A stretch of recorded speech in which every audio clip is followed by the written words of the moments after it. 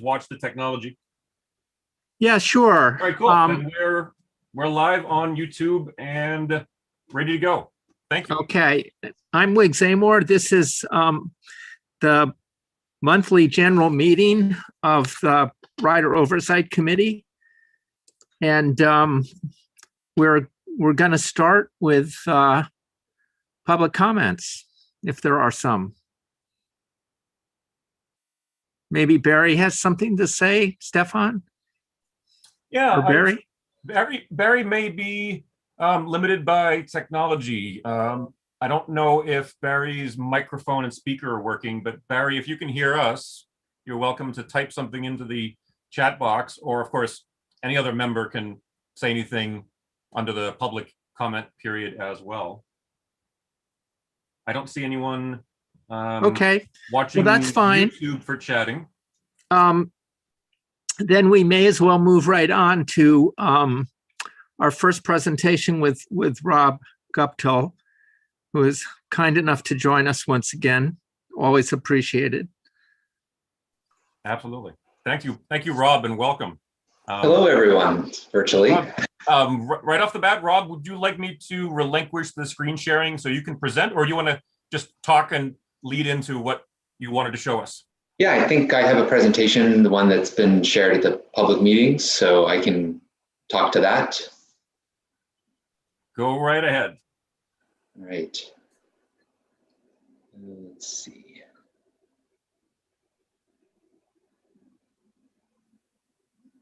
I am someone who, let's see, sharing my screen on Zoom. I guess I've never done it before. I'm sorry. That's okay. We can walk you through it if necessary. What's the trick? Yeah. You should be able to hit at the bottom of the Zoom window. You should see a big green button for share screen. All right. Let me make sure that it's actually set. I thought it was. Hold on. Maybe I missed that setting. Let me add you as co-host. Maybe that's necessary. Try that now. Maybe that was my mistake. Should be a share screen button in the Zoom toolbar, and then it'll pull up a choice of windows, or if you have more than one monitor. We'll get there, don't worry. Oh, sorry, I was on the wrong setting. There. Now try that. All right. Sorry about that. Looks wrong good. Button on my. Yeah, that was my bad. Sorry for the false start. Yep. There you go. Looks great, Rob. That's perfect. Okay. Technical difficulties in this age of technology, huh? Okay. Well, greetings, everyone. It's nice to see all your faces virtually. It's been a while. And I'm Rob Guptill. I'm the Director of Service Planning at the MBTA. I am also bringing with me, again, virtually, our newest hire as of this Monday, actually, Rachel Nadkarni. She will be a new supervisor of transportation planning, responsible for the Bennett Garage, but also with additional responsibilities as supervisor, and one of which will be stepping into this meeting on the regular ROC meeting to be the service planning representative, and for which as I said to Stefan and Len, I sincerely apologize for not having a representative for these many long months. But we will get, now that we are fully staffed at service planning, we will get Rachel to represent that, and Josh will represent the Rider Oversight Committee subcommittee on operations. Yeah, Rob, no apology needed. These are unusual times, and we know everybody is stretched to the limit. So really, no apology needed. And Rachel, again, welcome aboard. It's great to have you. Well, speaking of unfortunately stretched to the limit, I'm here to talk about the service changes that we're going to be implementing for the spring rating. And, it's with a heavy heart, I think, that a lot of us at the MBTA on the service side move forward with this plan. No one wants to be cutting service whatsoever. And I hope you all can believe that and know that what we are trying to do is make the best of what is a very difficult situation. So this presentation is the one that is being given at public meetings. So I just thought I would go through it myself. As I mentioned to Stefan and Len, feel free to interrupt me with any questions that you have. I think this can be pretty free flowing. And yeah, I'll do my best to answer some of the questions. Obviously, I'm much more well-versed in the bus and the subway side of things, not so much in commuter rail, but and the larger picture of things, but we can certainly have a conversation about those to the best of my ability. And I apologize, I'm going to be looking off screen to look at what I'm presenting to you. So again, my name is Rob Guptill. I am the Director of Service Planning. So all of these changes were part of a process called Forging Ahead, which really has been a long-running process dating back to many of the changes that we made for fall and winter and now for spring. We want to note that the funding that was received from the federal government through the COVID Relief Act is being used to offset some of the changes that were originally approved under Forging Ahead back in December 2020, which, if you remember back to then, some of those changes were certainly much more, some of those cuts were much deeper than what we are moving forward with for the spring rating. And as part of this process, we will continue to review the ridership that comes in. We've gotten a lot better. It's one of the things that I am very impressed with our operations technology team. They've been able to turn around ridership reporting much, much faster than we ever were able to do it before. And it's allowed us to make some of these decisions that are much more spot on, that are much more reflective of where we're seeing demand and where we're not seeing demand. So a lot of credit goes out to our operations technology group and the work that they've done. I mean, when we were making these changes, obviously we're doing it on a quarterly basis, 4 times a year during our ratings. That's just how we set up our schedule. And it has, some drawbacks in that, we planned for these schedule changes for the spring rating. I think we were finalizing them towards the end of December, beginning of January, when obviously, the vaccine rollout wasn't nearly what it was now. COVID rates were spiking, due to holiday travel and everything, and the virus being out. So it definitely is a difficult thing, and I know I've talked to you in times past of preparing these schedules months in advance and trying to predict what conditions will be like on the ground. And it's the exercise, is the challenge that's going to be ahead for us when we're working right now on the summer rating, but with a much greater eye towards returning service levels for the fall rating. And I'm certainly available to talk about how we're thinking about doing those things. So the service changes that are being proposed for spring 2021, we are accelerating some of the adjustments that we were thinking, some of the cuts that we need to do, so that we can kind of save the money, so that when we are going back in the fall, we can reinvest that money when we're expecting ridership to come back. We are still seeing very, very low ridership, and we expect to see low ridership throughout the spring rating. So these changes are reflective of that demand that we kind of saw throughout the fall and the winter. We expect to continue throughout the spring as we move towards the summer. With the limited resources that we have, typically we always have limited resources, but additional limited resources of operators, certainly getting sick with COVID, that's certainly put a constraint on us that we haven't had to deal with before. Constraints on capacity that we are dealing with now.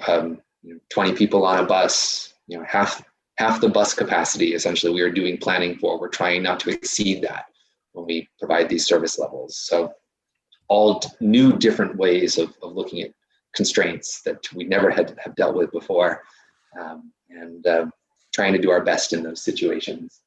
Ron, Rob, I see your hand up. Do you want to ask a question right now? yeah, quick question, Rob. So why is it that you are anticipating that ridership won't return? Well, I mean, we still see the vaccine rollout, in Massachusetts and nationwide is still, not being rolled out, uniformly and to lots of, the large numbers of people. And yeah, I think vaccine rollout is probably the main thing.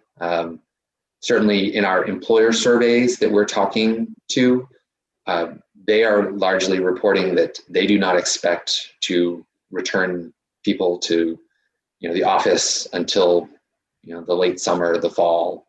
So we're hearing from a lot of the surveyed employers that we talk to that.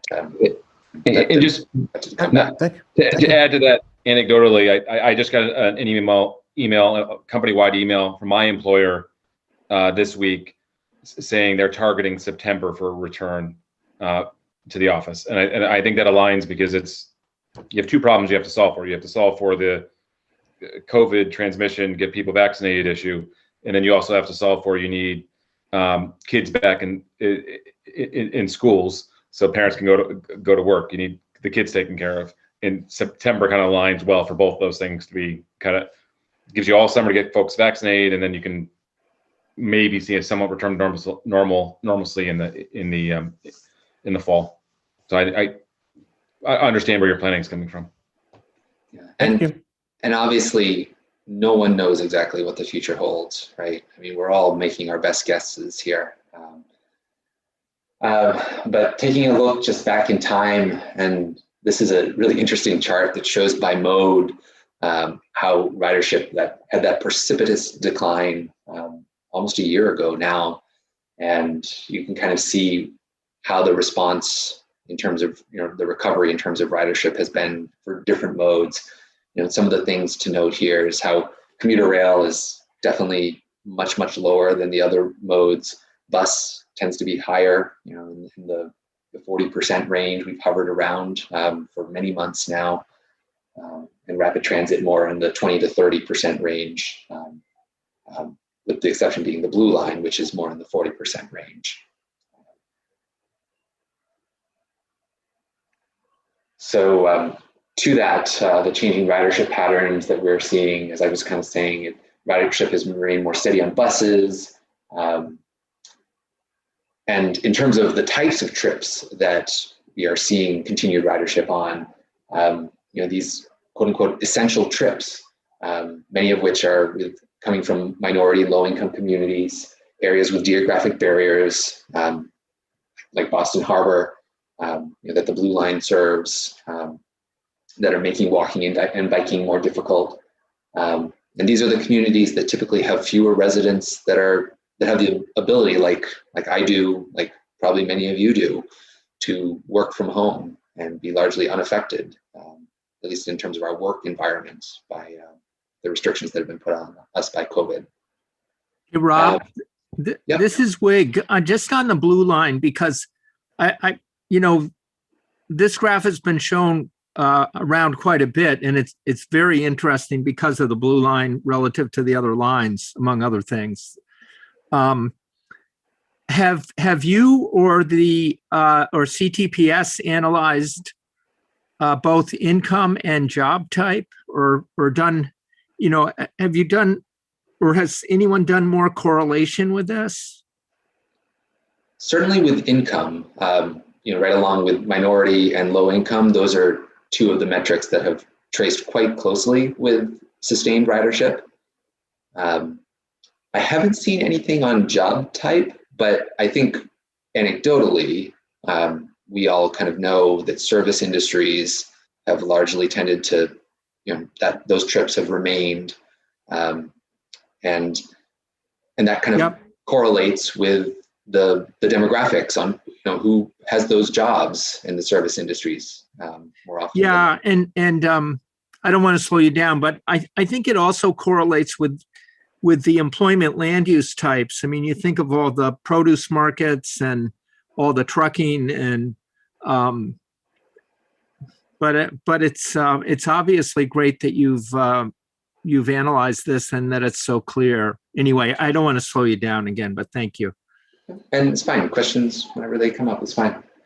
But yeah, where ridership has been lowest, where we have not seen that rebound, are on commuter routes. I mean, you see that in commuter rail. We've seen it on express bus routes. And these are the people that can largely work from home. So when we are thinking about what services we want to preserve, we use this metric to define what are called essential services. And there were kind of two in this matrix, two axes. Transit critical is kind of defined as those minority and low income demographics, where we know that transit is oftentimes the only option that's available to people. And then the other axis is ridership. So those were the two kind of things that we really thought about when we're trying to make our decisions. And you can see under the things that are highly transit critical and high ridership, many of the things that we've been talking about: the Blue Line, the rapid transit lines, many of these key bus routes, the Fairmount line. The less transit critical and the lower ridership are some bus routes, some commuter rail service, the Charlestown Ferry, and then in the less transit critical with low ridership, that's the Hingham and Hull ferries, again, some bus routes and some commuter rail service. So the goal of breaking things up into these four different boxes is to have a framework for figuring out where we need to preserve service and where it's more, if we need to cut, where we would go to cut service. And the service delivery policy that was approved back in 2017 that we're looking at revising now, which is exciting, with some of the lessons that we've learned because of COVID, and thinking particularly more about equity and trying to integrate that into our service delivery policy. So that service delivery policy did quantify minimum target levels, and part of the next slide, I think, as I get to it. So base service is defining what the service levels will be, and part of that base service definition is meeting the service delivery policy for all essential services. So still maintaining a high bar of service for those services that we deem essential. And certainly, I know that many of the bus routes that we've actually increased service levels for many bus routes. Routes like the 111, the 116, the 117, routes in Dorchester and Roxbury, like the 23 and the 28, the 66.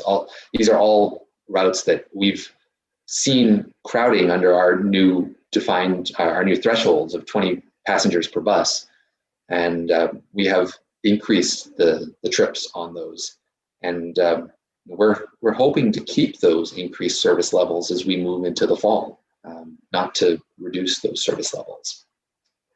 All right, so moving on to the relief that we got from the federal government. This is where I'm just going to largely kind of read from this because I'm not as well versed in all this. So the MBTA received $301 million through the Coronavirus Response and Relief Supplemental Appropriations Act of 2021. These funds were available to reimburse operating expenses. And consistent with our use of CARES Act funds, we anticipate that we will apply those federal relief to eligible payroll expenses. The revenues that would have been used for those costs, we're going to reallocate those, reserving them for future needs or returning them to their original purpose. And as with the overall Forging Ahead initiative, the MBTA plans to apply net revenue to service, capital, and non-service operating costs. So service being increasing service levels for the fall rating, which we're all very hopeful to do. Capital being some of those CIP projects that we deferred spending on so that we didn't have to cut service levels as much as we would have needed to otherwise. And then non-service operating costs, the general costs of operating the MBTA.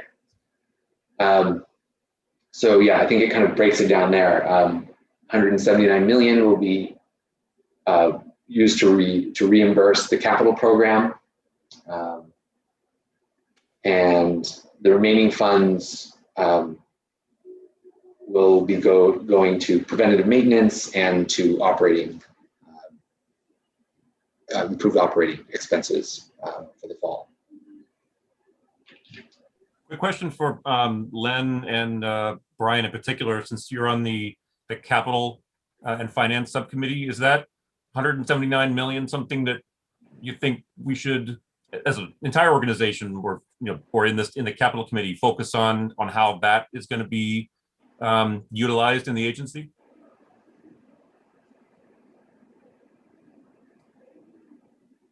More of a curiosity than. Yeah, Stefan, I think we could take that up in CIF.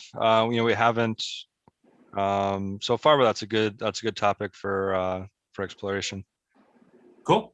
Good enough for now. Go ahead, Rob. Thank you. Okay. All right, so let's get into some of the mode-specific service changes that we're proposing for the spring rating.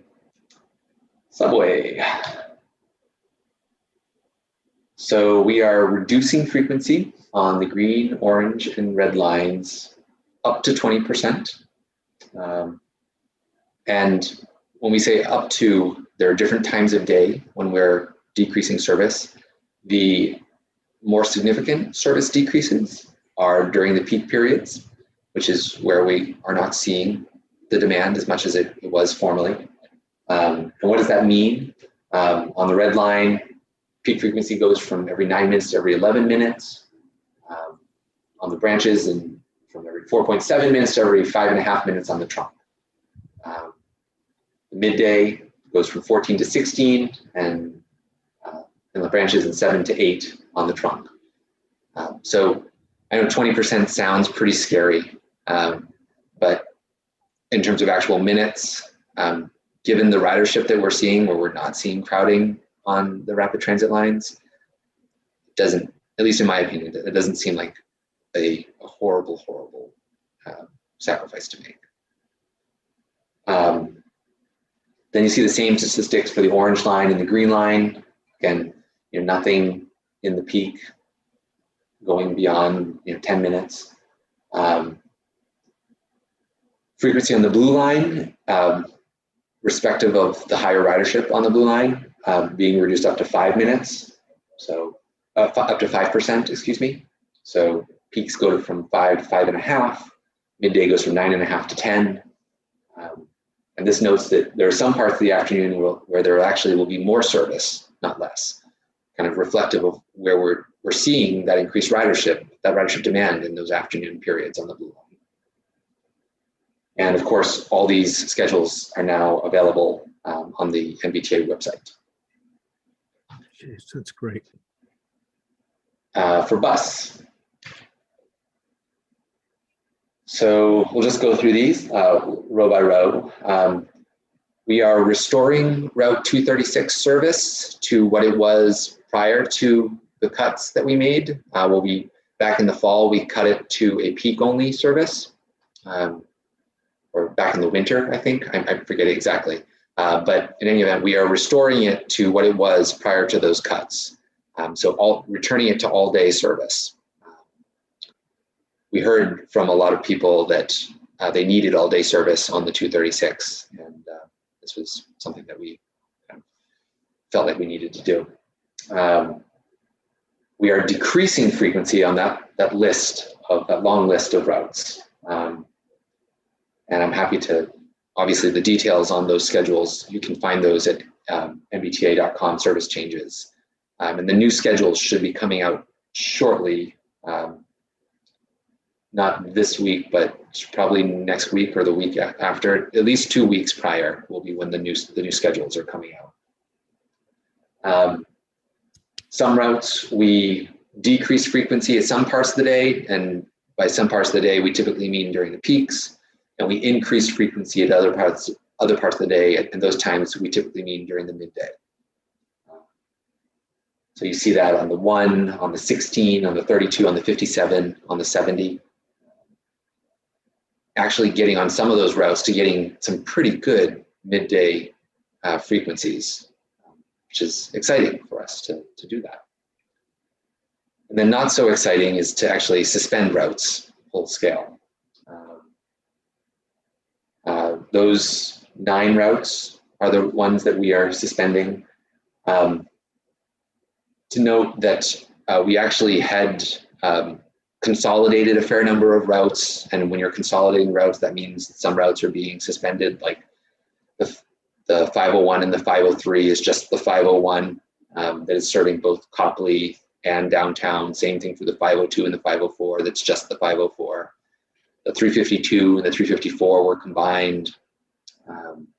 Other of these routes were kind of combined. Routes that are being consolidated, kind of what I was just talking about that we did previously on some of the express bus routes or the commuter bus routes. The 24 and the 27, we are essentially eliminating the 27 and extending the 24 to do what it does on weekends already, to just go all the way up to Ashmont. The 136 and the 137, we are eliminating the 136 and having the 137 do a counterclockwise loop around the lake. That was felt as a way to maintain service to both sides of the lake. The 214 and the 216, we're going to do again what we do on the weekends, which is operate a combined routing that serves both Howes Neck and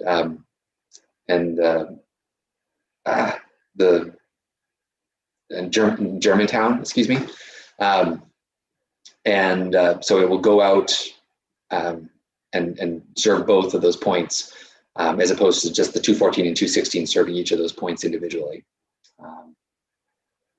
The 217, we are changing the routing of the 217 to kind of replace the routing of the 212 up to Billings Road. The 217 doesn't have the same frequency that the 212 used to have, but at least it doesn't eliminate service to those areas.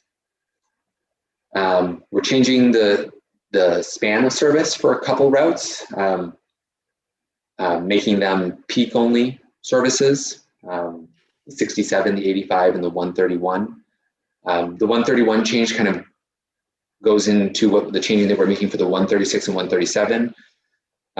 The 131 will only operate during the AM peak and the PM peaks, and it will operate to Malden Center, serving both Oak Grove and Malden Center. During the peak periods, the 137, the combined 136 and 137, will only operate to Oak Grove. If you need to go to Malden Center, you can transfer to the 131. During outside of the peak periods, the 137 will serve both Oak Grove and Malden Center. Routes with routing changes, the 211 and the 435, the 435 is being cut back to not serve the mall, the same way that the 465 is being eliminated. And I am blanking on what we're doing for the 211. I apologize. Most of these I have right in my head, but I can't quite remember that. I'm sorry. Then we're making what we would generally call quarterly changes, updating the run times. For several routes, we saw actually faster run times because of reduced traffic. So some of those, we updated the run times, and that just involves sometimes an increase in trips that we're able to do because the cycle times are less. But those are the list of routes that there will be scheduled changes, but not a fundamental like increase or decrease in trips. So yeah, at a higher level, nearly 80 routes will continue to operate at or close to pre-COVID service levels.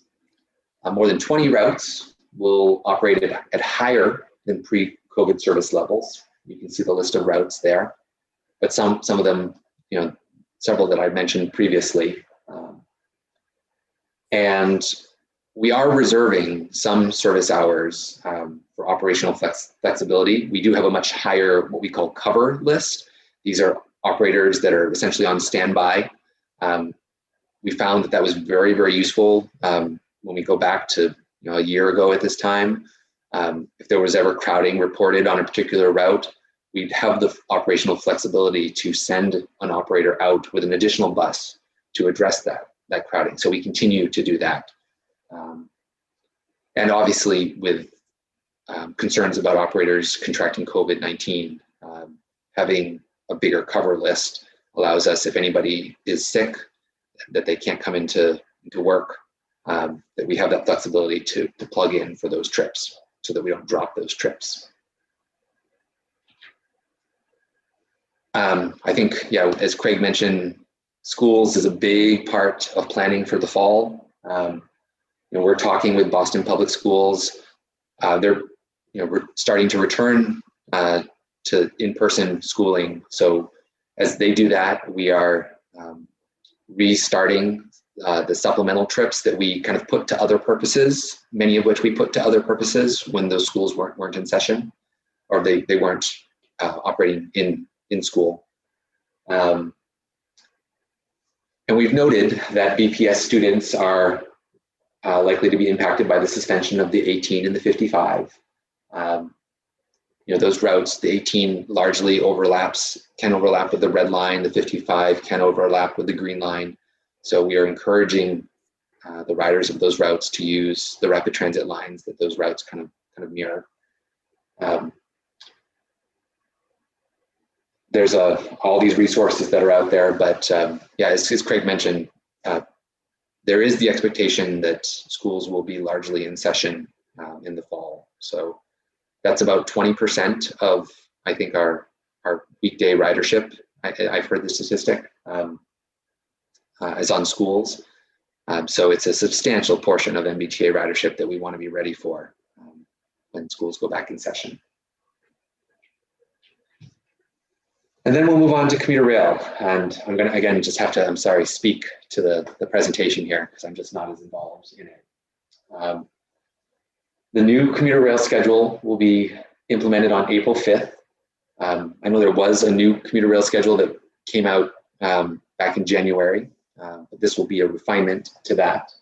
And it's really, they've taken a look at, like we've done on the bus and rapid transit side, they've taken a look at where ridership is happening, when it's happening, and they're refining service because of that. They're changing travel times because of reduced ridership. It takes less time to berth in a particular station. Originally, the plan was to eliminate evening service after 9 p.m. The new plan calls for maintaining that evening service. And the plan is really to provide a base service level that we can be iterative with and add to over the next couple of years as we see how hopefully service ridership responds and rebounds. In terms of a summary of the spring schedule, we're definitely maximizing efficiency, running as many trips at the lowest overall cost. Service levels are distributed much more evenly across the day, kind of similar to what we did for bus and rapid transit. Instead of being very as peak heavy as it was previously. One of the things that they're trying to do is build schedules to what we call clock face, so that they're more regular schedules, so perhaps a little bit more predictive for passengers, a little bit more easier to use.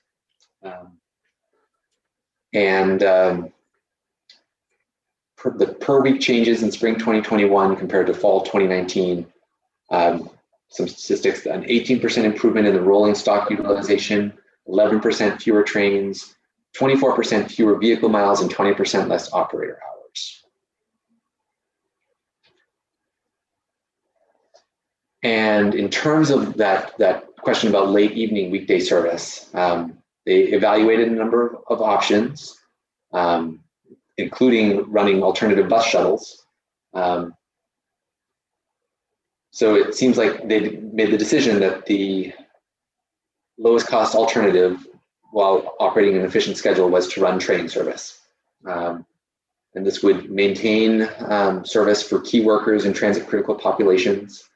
And the spring 2021 schedule generally has last trains leaving Boston around 11 p.m. for all lines. Except Stoughton. I'm sorry, Except for Stoughton. Except for Stoughton. Yes. Yep.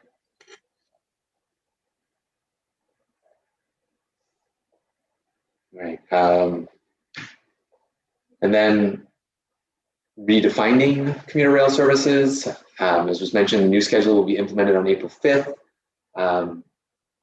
They're hopeful that the regular intervals of train can attract new or returning riders.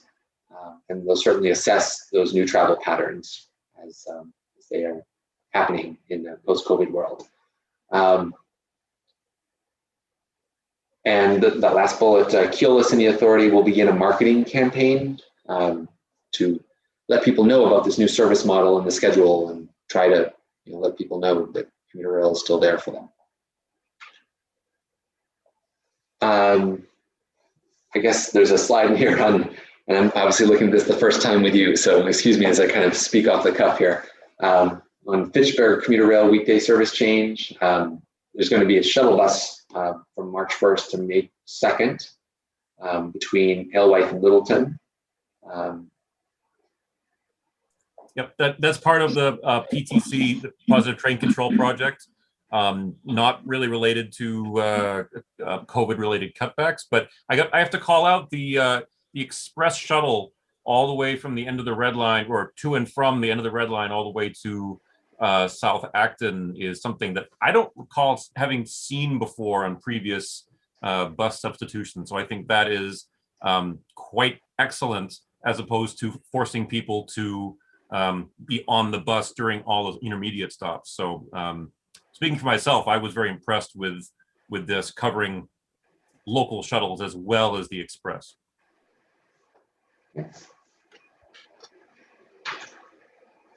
There's some more information on the Fitchburg shuttle. There's no fare for it. They're all accessible. So yeah, more information on that obviously is for those who will need it. And then finally, the ride. So obviously where we cut back service at the fringes of our service area, that changed the ride service area for, well, it's the premium fare zone. So they're noting that there are some trips that that may become premium trips. Looks like they're promising to schedule ride trips within 40 minutes from request time, as opposed to the current 30 minutes. And premium service hours will be adjusted to complement changes to commuter rail hours of operation on April 5th. So reflecting. Bro, I know this isn't your area of expertise, but do you know where ride volumes are? Because they're not on that fancy graph, right, or chart. How far down ride volumes are compared to normal times? I don't know, I'm afraid. I don't even to have a subjective guess about. I thought the ride was captured on that. Oh, is it? Graph. Well, let's check it out. Yeah, my recollection is that the ride was more consistent. Am I wrong about? Yeah, it's there. Dark. No, it's there. It is. It's the. Yeah, it was the second highest in terms of comparison to pre-pandemic. Yeah, it kind of matches the bus and blue line lines. Yeah, quite well. That makes sense, right? Because it's that same, going back to that same theme of it's an essential service. If I need to get to a doctor, if I go to the doctor once every 3 months, I need to get to the doctor once every 3 months, and that's how I get there. I call up the ride, and they come and pick me up.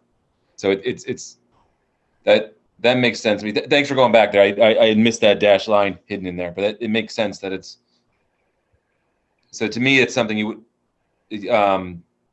just like you're not impacting the blue line as much as the red and the green.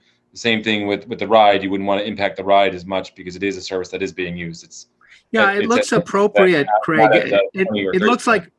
looks also like no one is taking advantage, that it's just kind of the way it should be.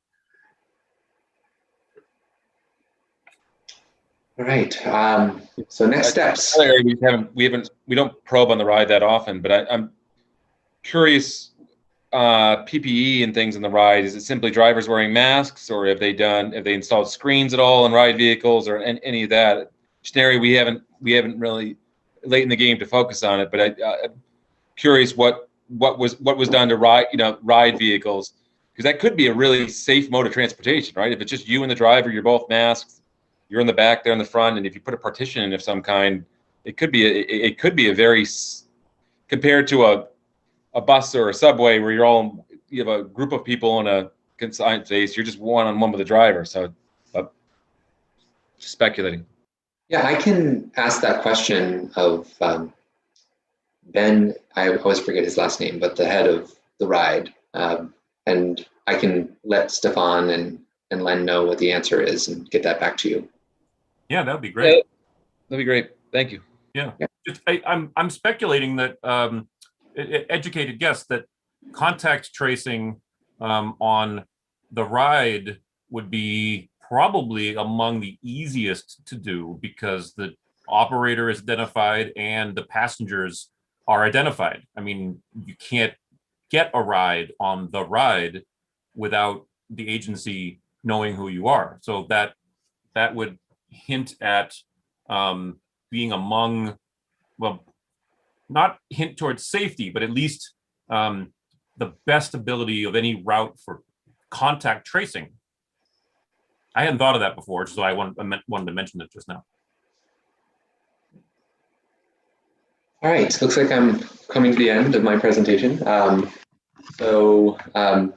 Next steps. There already was one public meeting. The next public meeting is tomorrow. I don't know if any of you have attended those, but I think you'd largely see this presentation again if you go tomorrow. Throughout February and March,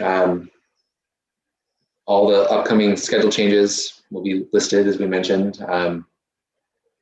On March 14th, the new spring schedules take effect for bus and subway. April 5th, the new spring schedules take effect for commuter rail. And over between March and May, we're going to review the ridership that we're seeing on routes, where there's crowding, what public feedback we're getting, and so we figure out how we're going to add back service for the summer and onto the fall. I think that's pretty much it. The rest of the presentation is more internal things for the public meeting. Well, that was perfect timing. So we have 10 minutes. If there's more Q&A, folks want to bring some things up for Rob, but thank you very much, Rob. Really appreciate it. I've got a couple more things to ask and discuss, but I don't want to step on anybody else. Len, Brian, Amy?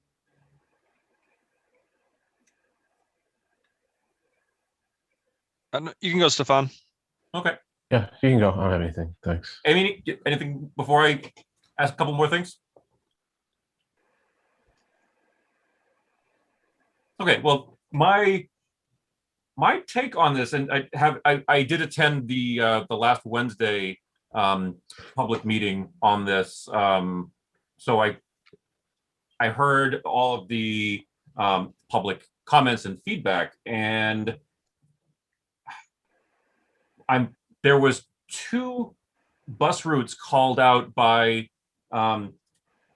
people as being particularly problematic. I believe that one was the 55 Jersey Street, Queensbury, behind I guess it's the sort of the core of the Fenway, like Park Drive area. I remember that someone called out how the elimination of the 55 is going to leave really no alternative, but I think it's a 1.5 mile walk to the nearest bus and or rapid transit. There was another one that was pretty much in the same call out as a concern, but I didn't ask this question last Wednesday, so I'll ask you now, Rob. I mean, is it safe to assume that if there's elderly that, for example, on 55 wouldn't be able to, or elderly or let's say non-ambulatory customers, they would qualify most likely for the ride service? I mean, I know you can't speak to the qualifications for the ride, but is there a sense in service planning that if there were a small number of individuals affected by a route elimination or a route change, that the ride would become the alternative, presumably because the ride service area is unchanged, right? Certainly for that area, right? Yeah. Okay, so I think that's a positive look on it. I mean, even though, correct me if I'm saying this wrong, but even though a route is being eliminated or consolidated or sorry, not eliminated, suspended, even if something's being consolidated or suspended, the ride area is still in place, so there is that alternative. I'm not sure if that message has been put out. I don't know, maybe that's something that I will suggest. I'm planning on attending next Wednesday as well. Maybe if no one has pointed that out. Rob, Rob or Rachel, what do you think of that as a messaging aspect to mitigate the impact of the service changes? Well, I mean, I think we all know that ride, paratransit service is not as good as fixed route service. I mean, yeah. So it's certainly not a great thing that we're suspending a route and people need to be using the ride, forcing them to do that. So I think, but it is important to note that we aren't stranding anybody. I mean, even the 55 is within a half mile of the Green Line and Brookline Ave bus routes. I mean, obviously I'm talking for ambulatory people, but we, under our definitions of stranding people, anybody that would be beyond a half mile, no stop on the 55 is greater than a half mile from some other remaining service that's there. Excellent. Then I apologize. I misspoke when I said it was more than a mile. I'm glad you corrected me on that. Yeah, that's excellent. So say that again. There's no suspension of any route that leaves somebody without service, other alternative service less than a half mile or less. No. For the 55, that's the case. Oh, for the 55. Oh, okay. So there are other routes that are putting people at more than half a mile away? Oh, yes. Yeah. Okay. I understand. And then the one other point that I wanted to make was that I looked at the consolidated routes and the consolidations of, for example, 214, 216, that I thought they were all very sensible, very effective, and really very well planned out. I mean, just kudos for those specific consolidation routes. Yeah, I mean, I'll speak a little bit to that. I think there are some interesting things that we are doing in terms of consolidating some routes. And obviously we're doing it under the moniker of, trying to be more efficient and saving money and all that kind of stuff. But given the uncertainty about ridership and where it's going to come back, the one example that I can really think of is the Waltham Express bus routes. The Newton, the Watertown and Brighton Express, Watertown and Brighton Express bus routes, and Waltham Express bus routes to some extent too, when we put those back in.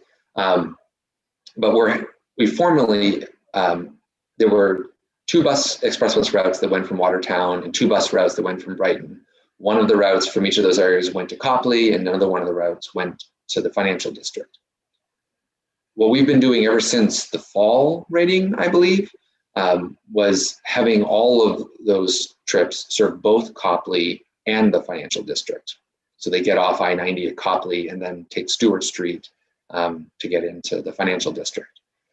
What that allows us to do, and we're talking about continuing to do that even into the fall, it allows us, when we were trying to balance like the 501 and the 503 from Brighton Center, we would always get complaints from some people saying, the 501 has too many riders, or too many, it's always crowded on the 501 and not enough people, you don't have enough buses on the 503, or not enough buses on the 501. You got too many buses on the 503, or the reverse, whatever it may be.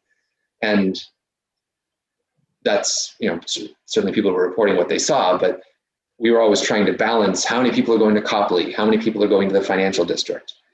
By having these routes serve both Copley and the financial district, we don't need to worry about balancing it as much. We can more concentrate on just what the service level is for Brighton inbound or Watertown inbound. So it gives us a little bit more flexibility when there's so much uncertainty that we're looking at in the fall. It gives us a little bit more flexibility to respond to that uncertainty. Very good. While I have this screen up, did anybody want me to open up any one of these sections, or did you see everything from the slides? So just to play off that uncertainty in the fall, remind me again, Rob, when does the spring rating goes through which point? March 14th. No, it starts March 14th. When does the fall rating start, I guess is what I should ask. Well, the next rating will be the summer rating, and that will start on June 20th. Okay. So you have 4 times a year to rant. If all of a sudden you see a huge return to normalcy over the summer, and Fenway Park is full again in June, you have an opportunity in the summer rating to throw in a whole bunch more green lines trips. Well, I mean, like I was saying, with the extra cover list, we do have some ability to respond to it with those extra operators that we have. But I will impress upon you all that restriction that we have of when we're planning for the fall rating, our deadline is pretty much Memorial Day to do that. So yeah, we're going to be doing a lot of the fall rating on intuition and guesswork. Can I say something? Yeah, of course. Yeah. So I would urge, and I imagine the advisory board might urge this too, that to the extent we hear businesses are going to kind of ramp people back up to coming back to the office in September, we'll want to have the capacity there, waiting for them. So we'll want to risk having empty buses, or buses with very few people on them, because if the people come back, and the service isn't there, then we stand a much greater chance of losing them. Now, how long we lose them is another issue. And I don't want to sound dramatic about this. It may be, that we just lose them temporarily. And as soon as the T says, look, we made an estimate, a financially responsible estimate, and we got it wrong. And we're going to bring back service in the winter. I think people will come back. So I don't want to sound like the end of the world. But I think if you have the ability, to have that capacity there waiting for them, it could help. That's all. Thank you. I think the big challenge is what is that? I think everybody anticipates a return closer to normal at the end of the summer and into September. But it's not going to look like 2019 magically. It's going to be something between 2019 and where we're at today. What is that? Even in the communication I saw, like I mentioned from my employer, they talked about for some employees, it may be more of a hybrid approach where you're expected in the office a few days a week for key meetings, but you're out a few other days. And so, depending on how many employers do that hybrid approach, you can all say you're going back in September, but if everybody's back half time, the volumes aren't gonna be driven up again. Right. How about I'm just coming up on this. How about Correct. another key area would be college students, right? And surveying whether the large universities are planning to be fully back in the fall timeframe. That because that's another huge driver of service. Stefan, are you hearing anything, or Rob, are you hearing anything on that front? Because that drives that September load a lot. I think most of our discussions at the MBTA have been with K through 12 schools at least to this point. But I can't say that there haven't been conversations. I'm unaware of them. Craig, can I ask you a question? Craig? Sure. Go line. Yeah. And so then your company isn't bringing people back full time, or they're doing a hybrid approach because why? So it's going to be an employee by employee, in a more of a team by team or function by function. That some functions are better suited to be in the office. So I work in the financial industry, so folks who have 3 monitors and are trading and are on the phone all day with I'm not so much with New York, will be better in the office, but right. IT professionals or even sales folks who are on the road most of the time may not need to be in the office to do their job. So Right. I actually think they're making it more from a financial decision around saying, hey, this has worked out better than I thought, having 95% of my employees work from home. I can shed a whole lot of real estate and save my bottom line if I have everybody desk share and they go into the office every other day. Right. So right. So I thank you. Yeah, and I guess I don't know to what extent college students really use the T a lot. And to the extent that they were using it, at whatever factor they're using it, let's say before Uber, it became, or TNCs became a big deal. They certainly, I think, started using it less before, even before the pandemic. So I don't know to what extent they're drivers. We could agree to disagree on that. You could say late night it's a heck of a lot easier to take an Uber home, but I'm pretty sure if you travel the B line, the B line or the C or the D, you get a lot of BU and BC students on those particular lines. If I could just interrupt. Sure. Yep, go ahead. I know that Amy. Northeastern is having full in-person both summer sessions this summer. I just heard that today. They're going to be doing in-person summer sessions. And then my office, I was already a hybrid worker. I worked from home 2 to 3 days a week and was in the office the others. We've been told that we are going to remain office-based. We work, my building's by South Station. But what they're worried about now is the people commuting is the biggest worry.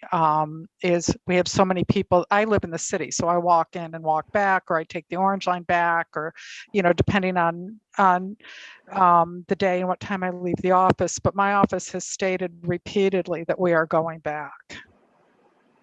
So Amy, so they're worried about the commuters in what context? The people who are commuting right now are being very vocal that they don't want to get on the, it's the commuter rail people don't want to get on the commuter rail. They say it's overcrowded, it's filthy, blah, blah, blah, blah, blah, blah. And do they feel unsafe? Excuse me? They feel unsafe with respect to COVID?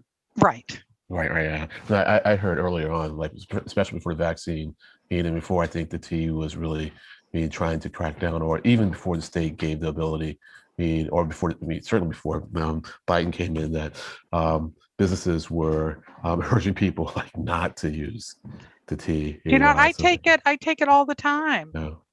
I don't have that I don't take it during commuting hours, but I take it all the time. I still Yeah. think it's a great way to get around and it feels cleaner.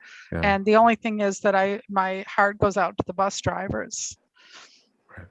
Okay, I was just curious. So anyway, that was just my 2 cents. Sorry to interrupt. Yeah, thanks. So one last thing on the universities, we may have talked about this last month, but most of the big universities have much lower COVID rates than the towns in which they're located. So I think that has kind of been figured out. And the other thing was, the aberrations resulted in pretty severe punishment. Those kids who ended up in the hotel parties, they just got kicked out. So I think for at least the universities that I'm familiar with have done really well. And you can see it in the data. They pulled the COVID rate down in the communities in which they're located. They also test at Northeastern. I think it's every 3 days. Yeah, tested. most of them test very frequently. So they can pick things up quickly. Right. So that made me wonder, though. So when you say the COVID rates, because one of the issues that we had here, when we saw a big dip in the COVID rate, or I forget what the term is. So it's like the positive. Yeah, the positivity rate was that they had started testing a lot. They were repeatedly testing the same people. So your denominator went up. And so it made the positivity rate seem lower. But indeed, so you're controlling for all of that when you say that. The universities have a lower rate. So when you say a lower rate, you're talking about a lower rate. Well, they're presenting. Well, that's a good point, Len. They are presenting in some of the data, and I don't look at it all that frequently, but they're presenting separately the universities and the underlying communities and then combined.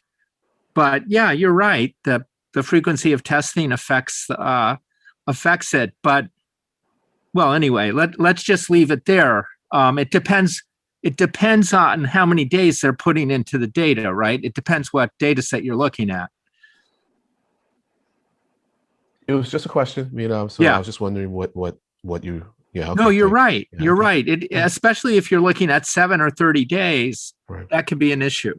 All right. Thanks. I got one more thing for Rob, and it may be outside of your scope because I'm thinking of manpower and the bus operators. You mentioned the cover that's available. Do you happen to know how that relates to, or not relates? Let me start again. I'm thinking of if there's a problem on rapid transit or Green Line and buses have to get called in for emergency shuttles, that draws away usually from bus routes. Do you know how the typical number of operators and vehicles pulled for I guess there's no typical bus substitution for rail, but any insight on that, the operator cover and what the impact to regular bus service might look like if there was an incident that needed bus substitution on rail? Well, certainly having greater cover means that when there are times when we need to do a bus shuttle and we need to take operators to do that, we have the cover to make sure that we can do the trips that those original operators that picked that work that they're no longer able to do. We can cover those so that we don't drop regular service as much. That is one of the benefits of having a greater cover list. I guess it's simpler than I was really making it out to be. Yeah, so that's good news. Thanks. Sorry, Wig. One other thing, Robin, your timing, if you're looking at Memorial Day for fall planning, you will know really well what the vaccination rate has been by Memorial Day. So I think that will be able to be plugged in quite well. Hopefully it's high. And then, following that, we're going to be or perhaps even before, we're going to be facing the issue of the variants. The high-speed variants will have taken over by then, and meaning those that are more infectious. And by fall, we should know just how short the vaccines are going to fall from covering some of the variants. But I think everybody's trying to keep a lid on that now and just get the full population as much as possible vaccinated, and then deal with the variants, right on the heels of that, but not confuse things in the meantime. Anyway, Rob, thanks so much for coming, especially on short notice. My pleasure. Thank you indeed. Thank you very much. Well, wish you all stay safe and stay healthy, and best of luck in getting the vaccine. So Great, thank you. Yep. Thanks, Rob. Thanks, Rob. Rachel, are you Service you're able to stay with us until the end? Oh, excellent. I'm glad, because as your first time, I think you find a lot out about what we do from the upcoming subcommittee reports. Thanks again, Rob. Rob, you're welcome to stay, but you don't have to. Yeah, go back to your family, Rob. Thank you. So are we going to do capital first? Is that Brian or Len or? Sure, I can give the update. Thanks, So, Brian. yep, it might be the last month for a while, so I'll take it. So at this month's CIF, which Stefan just pulled up the agenda for, we had a pretty lengthy discussion. I think almost went the whole meeting with Ryan Hicks from the MPO. He put out a, I think it says 2017, 2018, but it was really, I think, put out last year, a study on, or I guess a report, or a combination of the two, on all of the parking facilities at MBTA stations. So it covered both public, or I guess kind of MBTA owned, publicly owned stations, or parking lots, parking facilities, and also privately owned facilities, to the extent that somebody could kind of walk up or drive up and park at them. And it also brought in kind of some permit held facilities as well. So a pretty comprehensive view of everything available at the stations. And he had some nice analysis on some trends. So they've been doing this back, I think, about a decade and a half. So, 2005-ish. So some nice trend lines on capacity on parking at stations, and again, covering all stations, commuter rail, and the subway system. Also very detailed data on utilization. I think they literally went in and counted kind of empty spaces, just past the peak, to see what that would look like. So some good data there, and kind of trending, almost back to where we were in 2005. But there was a big drop off in 2008 with the recession there. So the end result from all of this work is a dashboard that the MPO is working on, which is really a developer tool. It's not really designed for riders to go in and look at things, but will be available. It's a kind of the MGIS linkage there, and you can go in, look at any station, get kind of detailed map level view of the parking inventory, get that utilization data. It's also got some good data on bike facilities around stations, good data on pedestrian facilities around stations. So some really good information overall, kind of a really comprehensive view, some really good information. I'm trying to think of some of the questions that we asked. I think I'm always interested in land use around a station. So what's the best use of that plot, that lot 322? What's the best way to drive ridership on the T? Is it to have a parking lot and allow, whatever it is, 100, 200 people to park there? Or is it to put up some sort of multifamily house that, perhaps more than that could live in, or maybe fewer could live in? would that generate more trips, and could you do the parking kind of somewhere else? So we didn't get into that much too much because that wasn't really the focus of the study. But that's something that kind of always hangs in the back of my mind. I think this kind of information can inform the MBTA on pricing decisions. So I know that there were a big schedule change. I think it was September 2018, where a lot of the rate changes. And from my perspective, I thought they made sense. I think the goal is to use pricing in a way that drives availability during the day. So making sure the station's not full if somebody wants to park there, but also making sure that if it's underutilized, that the rate is lower. So kind of driving ridership that way. Accordingly, I think there's some interesting things you could look at in terms of a station like Route 128, which is primarily a parking destination. I know there's a lot of recent development there.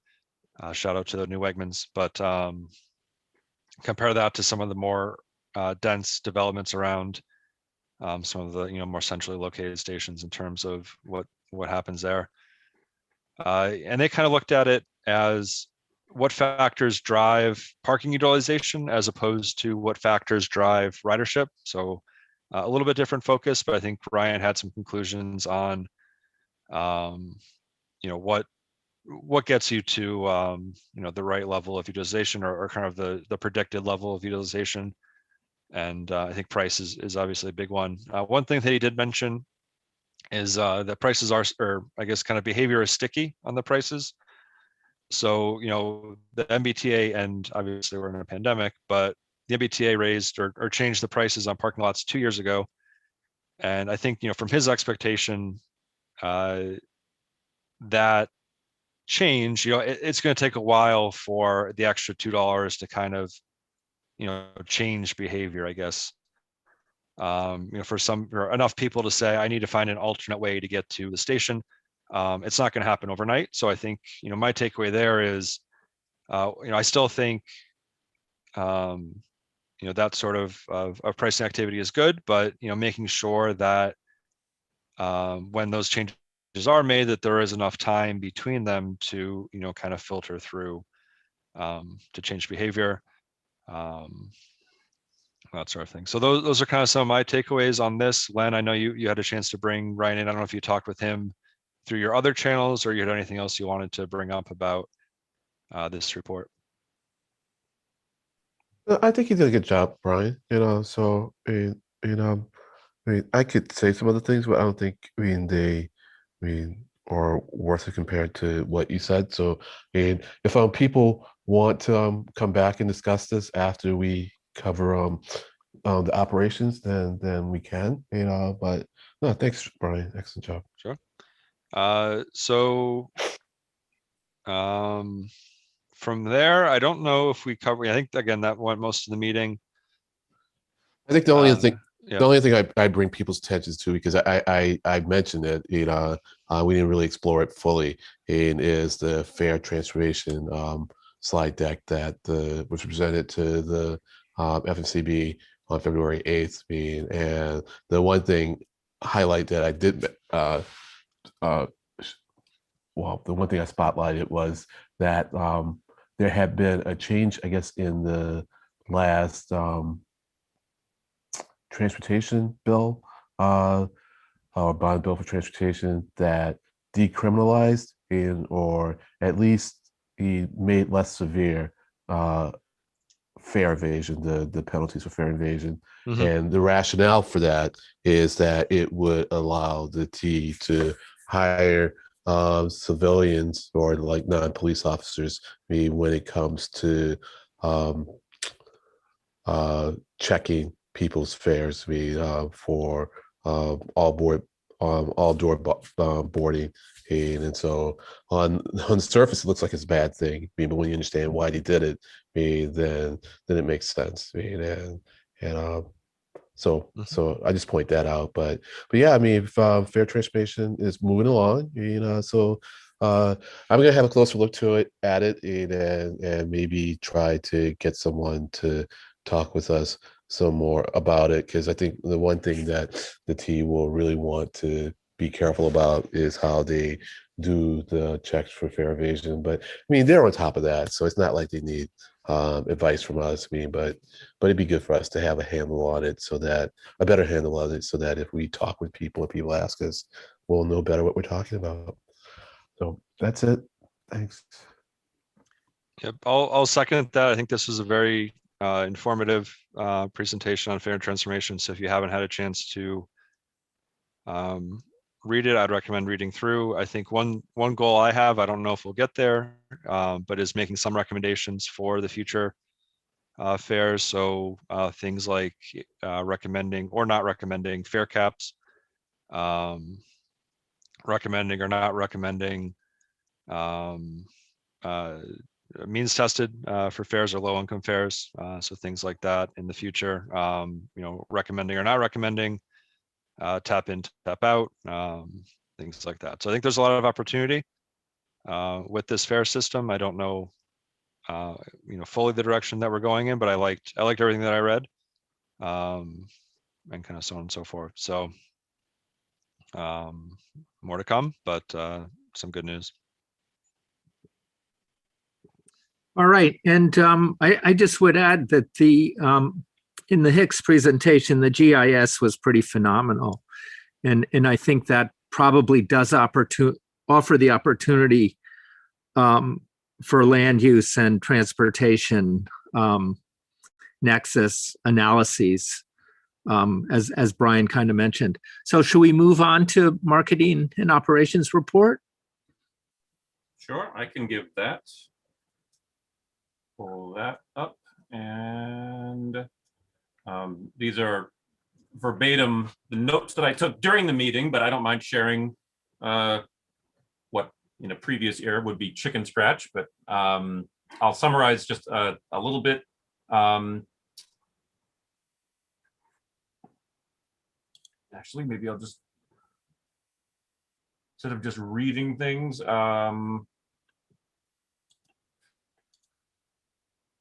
I think wait, this is January. I was just thinking, this looks very familiar, and this is the January notes. I'm sorry. Stand by while I... could one of you gents who were there fill in for me while I'm looking for the typed notes from February instead of January? Sorry about that.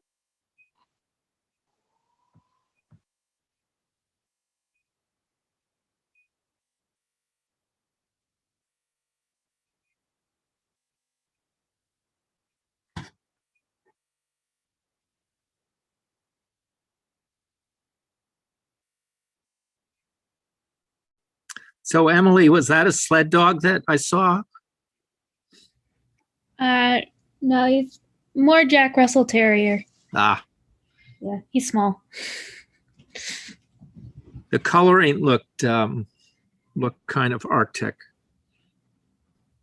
Yeah, he definitely has the pointier ears and the spots. Or maybe not just Jack Russell, but we don't know what else.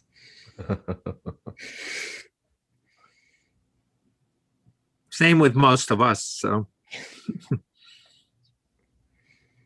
Stefan, do you want to wing it? I found the notes. I'm just trying to get them to actually show up on my screen. Ah, here we go. Okay. Sorry about that. It's one of the problems of having lots of monitors. I lose track of what is on what display. Okay. Discussion of service changes. It was interesting to hear from Jonathan Belcher about the past history of what were called opportunity trips inside, where there would be, for example, a return to the garage after the workday for an operator, and in past times, the operator would be given the flexibility to make it a revenue service trip. In other words, a sort of on-demand use of the vehicle and the operator who would otherwise be doing what's called the deadhead with nobody on board, not a revenue trip. But that's been discouraged and pretty much eliminated because, as I noted here, people began to, or the concern was that people began to rely on these opportunity trips as something that was part of the regular schedule, which it was not. And so the elimination of the opportunity trips was done so that people weren't left in the cold expecting to get picked up on what was really just, again, an operator returning to the garage after the day of work is done. We spent quite a bit of time talking about the air rights project in South Station, or rather above South Station, and how operationally it would, or it seems will not be affecting commuter rail operations, or even just the flow of passengers. The layout of the construction area seems to be giving even more space on the platform for commuter rail passengers than the current pre-project station layout. At the end of the project, there'll be even more space, but I believe the consensus during our subcommittee meeting was that there'll be negligible to almost no impact on MBTA and keyless operations by this big project. We talked a little bit about sort of history of private carrier. We want to call out that Craig is going to take opportunity of the low stock prices of Greyhound, and he's going to start up a fund to purchase Greyhound, and we're going to name it Craighound. Just a joke, but somebody said during the meeting we're obligated to get that joke in here for public record, to Craig's annoyance, I'm sure, right, Craig? We had a discussion of tap out, which is not planned for implementation anytime soon, meaning the equipment might, the fare collection equipment might allow for tapping out, aka an opportunity for distance-based fares, aka better rider metrics for start and end of a trip. But that, again, it's not planned for any particular time in the future, which is a bit of a disappointment for a lot of us. We won't have that data, but at least the implementation of the new fare reader hardware will at least allow for it. And Stefan, if I could add just a tiny footnote on that. Please, yes. In other cities the size of Boston that have similar systems, actually same system provider like Sydney, Australia, on the buses, they use the tap out as the indication that you want to get off at the next stop. So it's automatic in the riders. It doesn't slow them down. They're on the bus and they just tap one of the stanchions, and it tells the bus driver that someone wants to get off, and it also files the data. That's good to know, because as a teaser for the subcommittee in March, we're scheduled to have Logan Nash, who's the director of customer technology for the MBTA. And one of the things that he's going to discuss with us is something related to customer initiated stop requests. So funny that you mentioned that, Wig. Hopefully you can join us for the March, I believe it's March 9th. Yeah, and I was astounded how well it worked in Sydney, and it's the same company. And this was a number of years ago that I had to be there for a conference. Anyway, I didn't mean to slow you down. No, that was very good to know. Thank you for adding that. Talked a little about, as it says here, fare structure, off hours discounting, disenfranchised populations with the impact of no cash on board.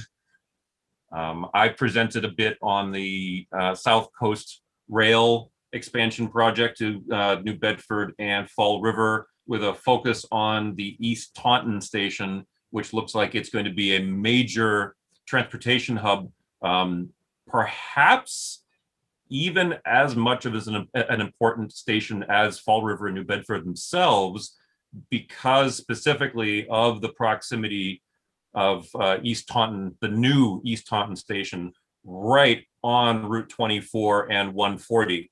And if you're not familiar with the area, don't worry, I'm not going to pull up a map, but Route 24 is a major north-south, I want to say just up to interstate standards, but it's just it's a state highway, but it's constructed like an interstate.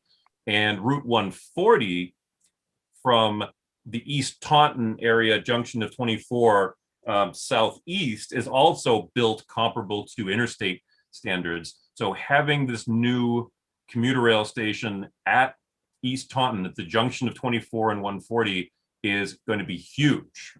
I was completely unaware of that the significance of that location until I went to the public meeting on the project in early February, I believe it was. Oh, and then one more note about the mention of the single track and choke points was also related to the East Taunton station, because East Taunton is going to be a double track, full length, high platform with elevators up and a bridge over and down. The project is designing this East Taunton to be so heavily utilized that they're making it double track so that there can be a train going in each direction at East Taunton Station at the same time, which is unlike all the stations at, for example, the Greenbush line. It's a single track.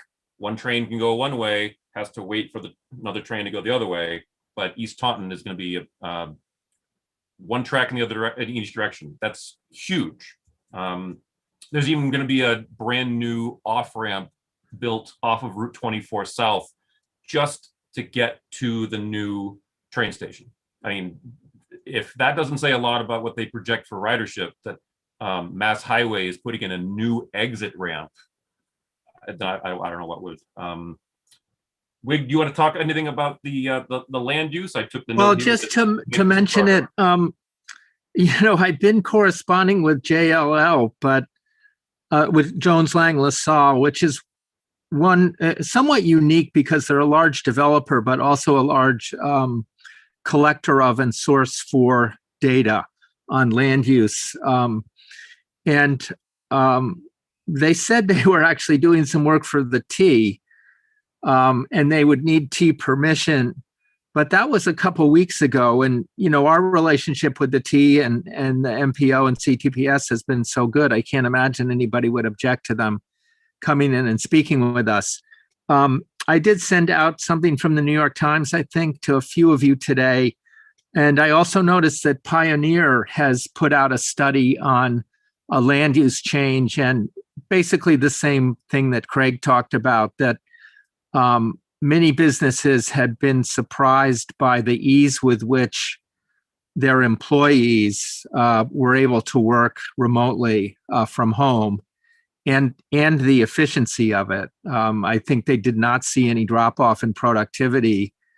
And so, I continue to be interested in this topic of whether we should be thinking of beneficial changes in our land use and transportation synergies that might keep people from just emptying out of bedroom communities and have some more mixed use there, and also maybe provide some more lower cost mixed use real estate within the cities that could allow more local entrepreneurs to occupy retail, or startups to occupy office space that would have otherwise had to go to high-end clients. So I remain interested in it. I'm trying to track the things I bump into, but I haven't got a great program put together at this point, so apologize for that.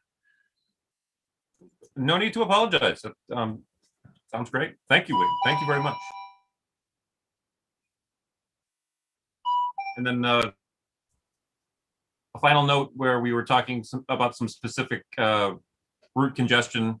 And I think we'll follow up with somebody from bus operations about that in the future. So I think that's our reports. Do we have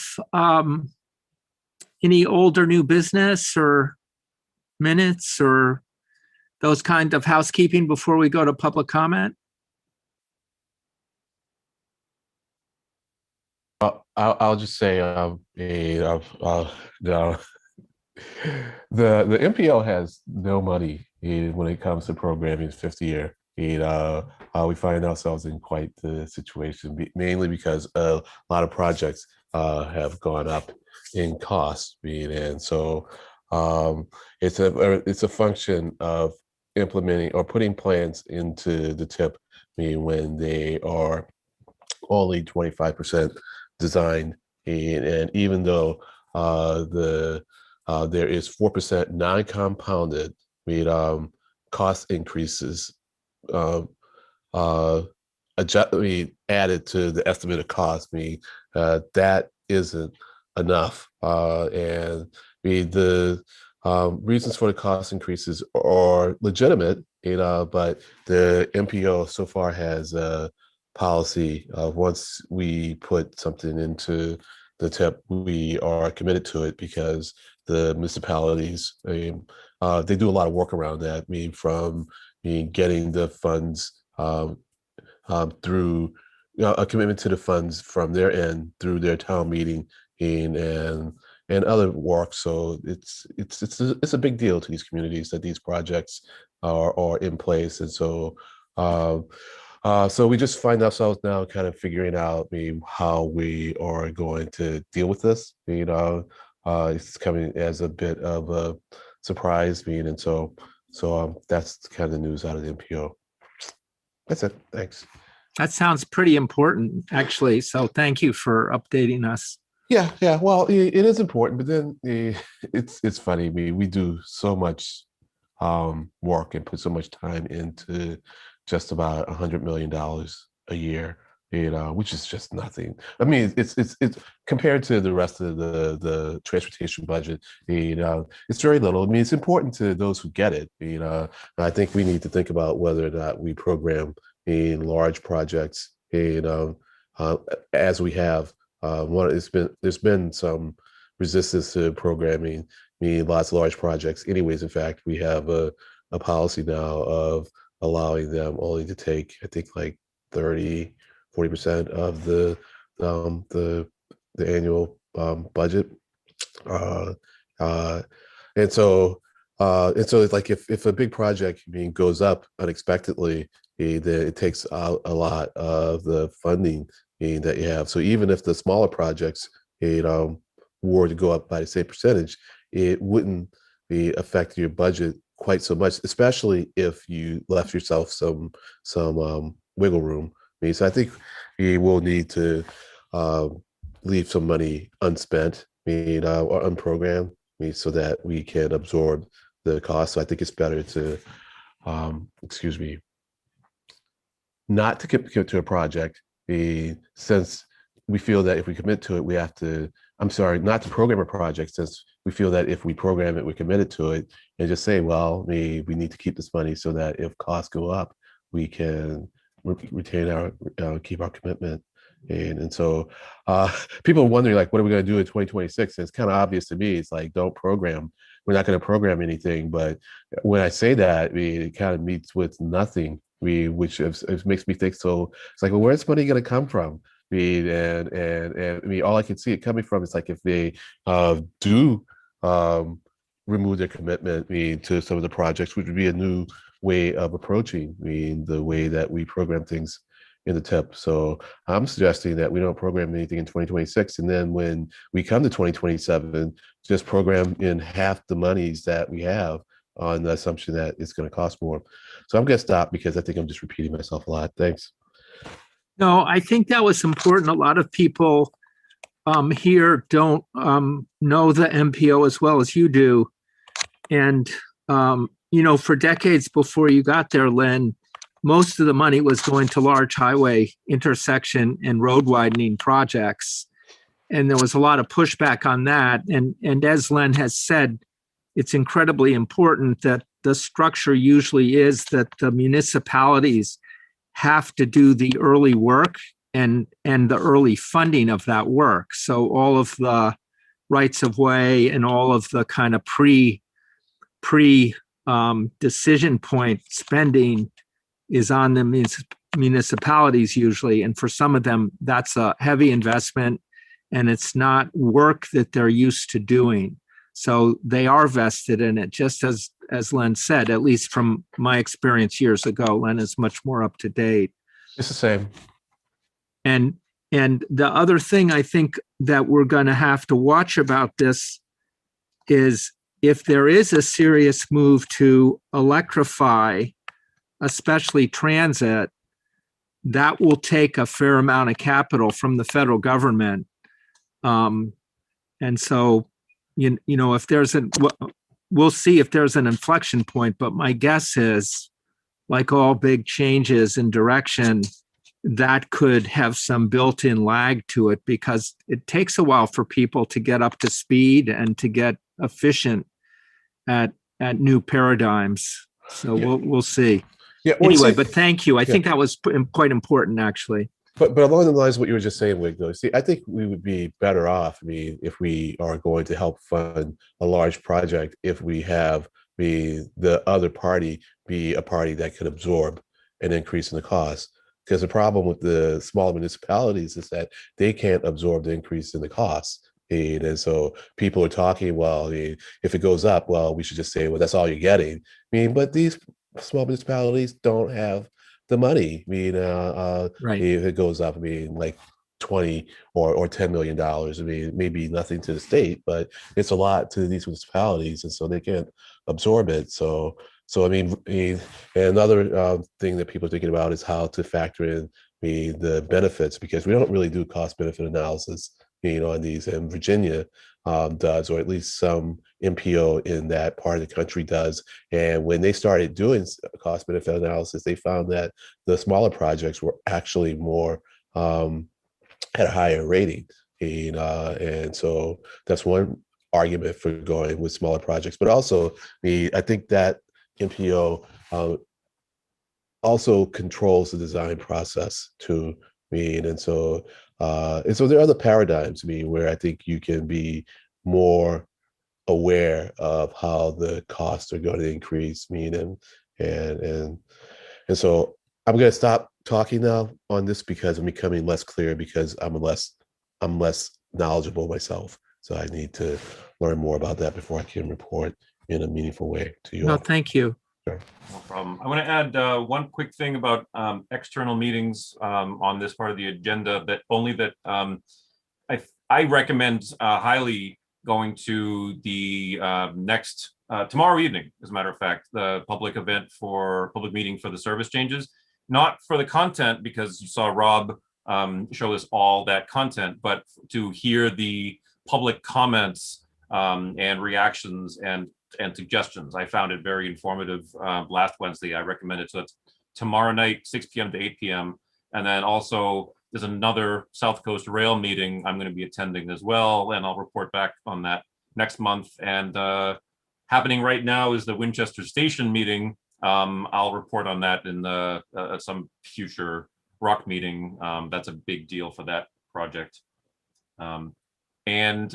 Before we go to public comment, because we're actually a little bit ahead of schedule, unless anyone else has something to bring up, I wanted to give Rachel an opportunity, since she's new to the group, to ask any questions that you might have had come up. Rachel, do you want to know a little bit more about us? I mean, are you overwhelmed? I hope not. I mean, or do you want to just like introduce yourself and say hi? I mean, whatever you like to do. The floor is yours.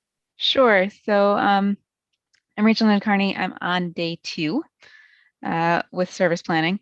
So I'm learning a lot, but absorbing, I would say. From my background, I spent 6 years in municipal planning, 4 of which were with the city of Newton. And I'm just returned from a year in Berlin, where I was a research fellow focused on curbside management.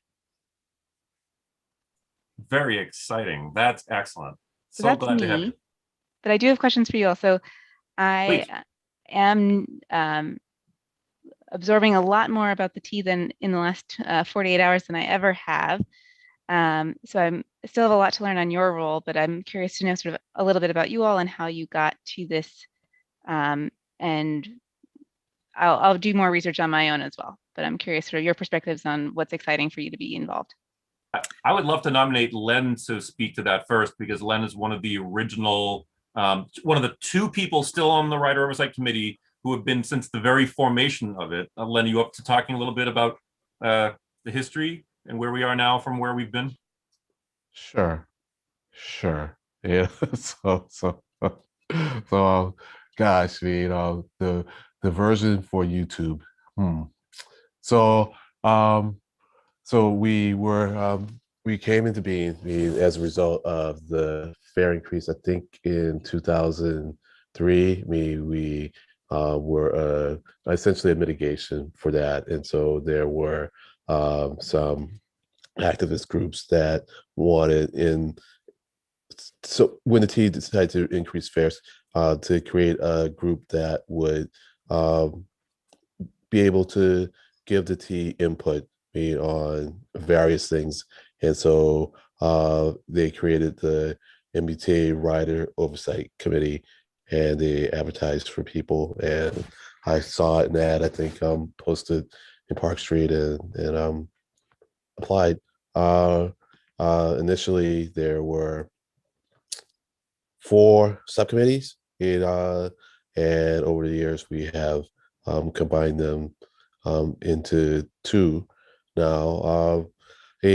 So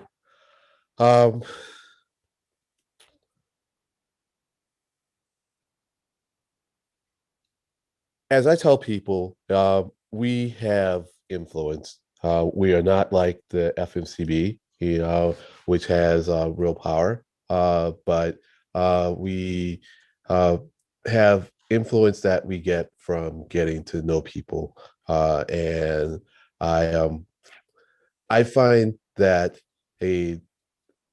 I feel that we can trust the information that we get from people, because they trust us, and for me, I find it a very rewarding experience because I get to understand the system, and understand how to try to affect policy, by finding out the people who have the ability to make that policy and approach them in a knowledgeable way. So as I tell people, we are not representatives of the public. We are a sample of the public. We try to take as much of the public's interest, into account when we interact with people at the T about aspects of the T.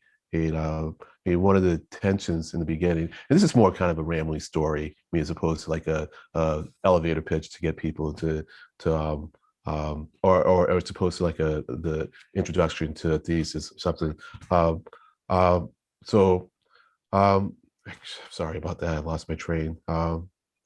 Can someone remind me what I said just before I said this isn't an elevator pitch?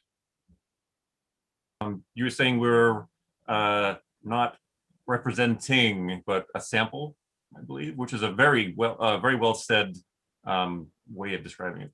Yeah. Okay. So here's what I was about to say. We especially the public part of it, because of the Rider Oversight Committee. Even in the beginning, we came at it more from the oversight point of view, as opposed to the advocacy point of view. And so in the beginning, there was some tension between the public members and the advocacy members, because the public members were okay with fare increases. And by that, what we were pushing for from the beginning was regular small fare increases that were predictable instead of these big 20, maybe 25% fare increases that you would get every 4 or 5 years, which would be a shock to people. And I was just because of one of those, that we came into existence, whereas the advocacy groups were like, no, we can't have fare increases ever. And you can't increase fares unless you increase the quality of service. And our feelings were, well, there's inflation. And so in order to keep the system running, you got to have some fare increases, but you just got to do it in a way that makes it easier on the riding public than is a shock to them. So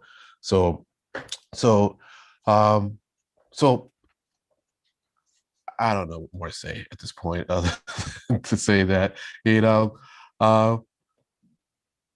I find it a really worthwhile experience. And a large part of that is because of people like Rob and people like Melissa DeLay and people like Jonathan Belcher and other people at CTPS who have been with us from the beginning and have contributed lots of information that really helps us understand why things are as they are and get a sense of how it is that we can try to change things in a way in which people will listen to you and want to listen to you.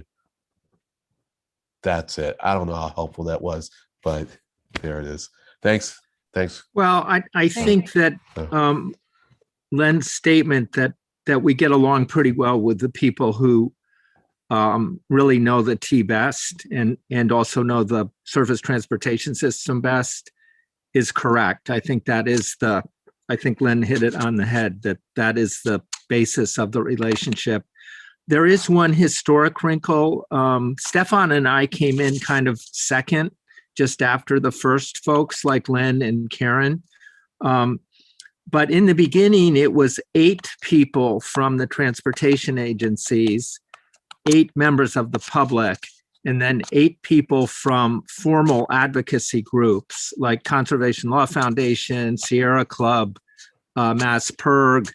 And a few years into it, there was an interpretation of the role that suggested to the advocacy groups, which were large, well-funded groups and well-staffed groups, that they actually owed their allegiance to the T and the state transportation agencies, rather, challenging whether they actually owed the allegiance to their own employers.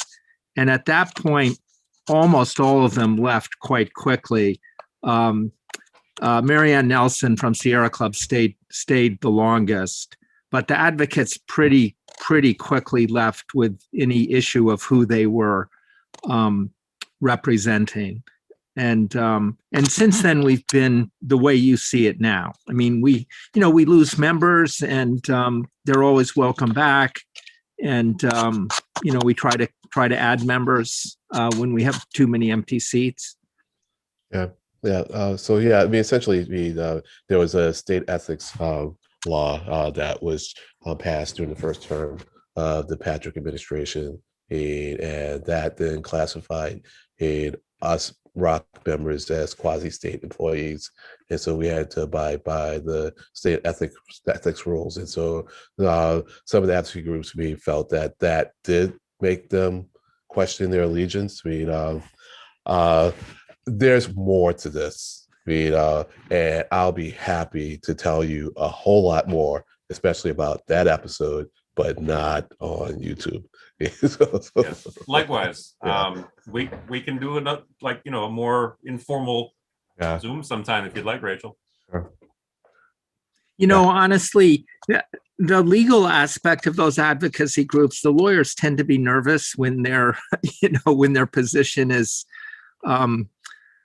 suggested to be constrained a little bit. And I think most other people are not quite so nervous. They just do their best job and try to do what they think their responsibility is, and aren't quite as nervous about it. So, well, if memory serves me correct, there were 2 members of the public on the ROC who also felt that they needed to resign or be in conflict of interest as stated by the special state employee ruling. I believe one of them did work for a vendor to the MBTA, or maybe a vendor to the MBTA, and the other, I think his significant other partner was working for so there was a very clear line, and they didn't feel like they should cross it and be still in following the ethics guidelines. It's unfortunate, but that's the law. Yeah, and as we often tell people, I mean, when we're interviewing them, it's just that every idea that you have, be it the T has thought about, be it or we've thought about, be it, and there is a reason for why things are the way they are. It's not that there are stupid people working at the T or in any element of transportation, be and so if something's not being done, there's a reason why it isn't being done. Usually comes down to money, but sometimes it's just not as feasible as you think it is. And people come in with these complaints about how things work, and they feel, well, I'll say this, and then it'll happen. It's like, no, it's not going to happen, and so and that's frustrating. I totally get that, and so I mean, if learning how the system works, in a lot of detail, and trying to understand how you can slowly help to change things by maybe even being an advocate to the legislature or your staff in a very informed way, doesn't appeal, then it's going to be a source of frustration.